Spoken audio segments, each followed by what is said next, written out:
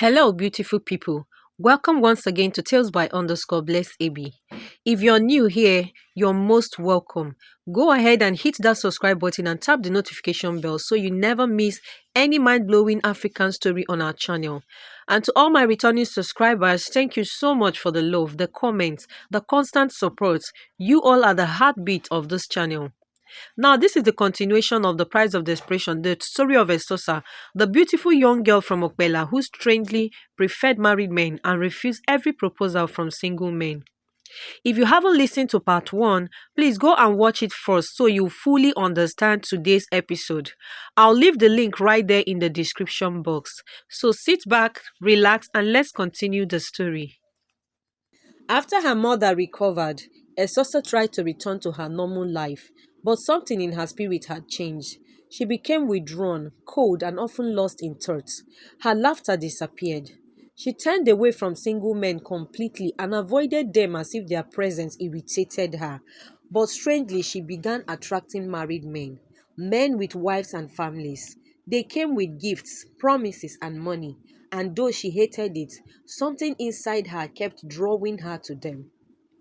At night, always, she cried in her mother's arms, whispering, "Mama, I don't know what is wrong with me. I feel dirty and ashamed. I hate what I am becoming, but I don't know. I can't stop it." Ahigbe grew worried. The village was filled with whispers.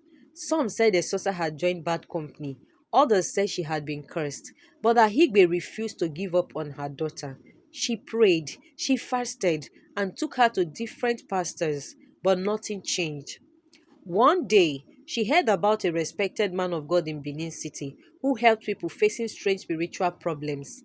Desperate for answers, Ahibe took her daughter there. The pastor prayed quietly for a long time, then spoke slowly. "Your daughter carries a curse that was placed out of anger," he said.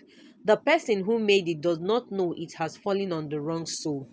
He turned to Esosa and said gently, "My child, think carefully. Is there anything you've done that you hide out of shame? Something you regret but have never spoken of? Anything that troubles your heart?" Esosa shook her head quickly. "No, sir," she said. "I have never done anything bad to anyone for the person to start thinking of cursing me." The pastor sighed. "Sometimes the mind hides what the heart cannot face," he said softly. "Go home and pray. Ask God to reveal what is hidden." They left quietly and went home. Days passed and nothing changed. But one night, 2 weeks later, Esosa woke up trembling. The memories she had buried deep came flooding back like a wound reopening. The restaurant, the hotel room, Chief Osage's face, and the money she used to pay her mother's hospital bills. She couldn't hold it anymore. She ran into her mother's room, fell to her knees, and began to cry bitterly. "Mama," she sobbed, "it was Chief Osage. I gave myself to him so I could pay your hospital bills. I didn't want to. I only did it because I didn't want to lose you." Ahibe's heart broke. She knelt beside her daughter, crying with her, holding her close. "My child," she whispered through tears, "you did it out of love. God will forgive you." The next morning, they went back to the pastor and told him everything. After listening, he said calmly, "Now the truth has come out. The curse came from Chief Osage's wife.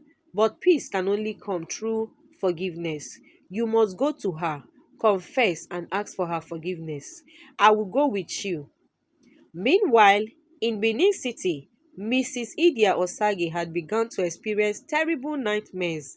Every night, she saw a young girl crying beside a river, begging her in a faint voice, "Please set me free." The dreams became stronger with each passing night. Sometimes the girl was standing, other times she was kneeling, but always her voice echoed with pain. Idia's peace vanished. She couldn't eat or sleep. The same dream repeated again and again, and each time she woke up drenched in sweat. Finally, she decided to revisit Mama Edewo, the old priestess who had helped her years ago. But when she arrived at the shrine, she found a young man there instead. "I came to see Mama Edewo," she said urgently. The young man shook his head. "Sadly, Mama Edewo died months ago," he said. "Before she died, she told me that a woman from Benin would come. the one who buried a guard. She said to tell you that the guard has spoken and it has touched an innocent one. Mrs. Osage froze. Her mouth went dry.